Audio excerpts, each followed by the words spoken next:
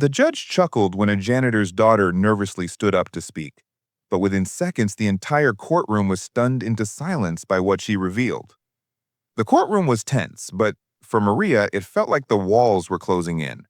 Her father, a humble janitor who had worked at the courthouse for decades, had been dragged into a lawsuit by a wealthy landlord claiming damages after a simple maintenance mishap.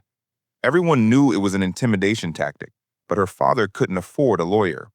So Maria, barely 20 years old, stood to speak. She wasn't an attorney. She wasn't polished or dressed in expensive suits like the others in the room. Just a college student, clutching a folder of papers with trembling hands. The judge smirked when she introduced herself. "Miss, this isn't a school debate club," he said condescendingly.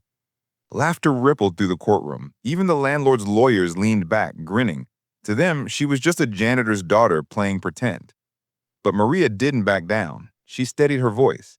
"Your Honor, I know I'm not a lawyer, but I've spent the last 2 weeks researching this case, every statute, every code, and I found something you all overlooked."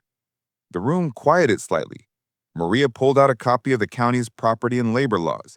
She walked step by step through the landlord's claims, citing the exact statutes that disproved them. Then, with a confidence that surprised even her father, she flipped to a section showing the landlord had actually violated labor safety codes by forcing workers, like her father, to take unsafe shortcuts. Gasps filled the room. The judge's smirk faded. The landlord's attorneys scrambled through their own papers, realizing she was right. Maria pressed on.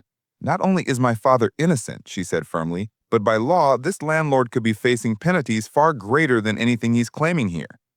Now silence. The same people who laughed were staring wide-eyed. The judge leaned forward, cleared his throat, and finally spoke. "Case dismissed," he said sharply. He glanced at Maria again, but this time there was no laughter, only respect. Her father's eyes filled with tears as he hugged her. She hadn't just defended him. She had silenced the courtroom that once saw them as nobodies. That day, the janitor's daughter proved she was more powerful than anyone expected.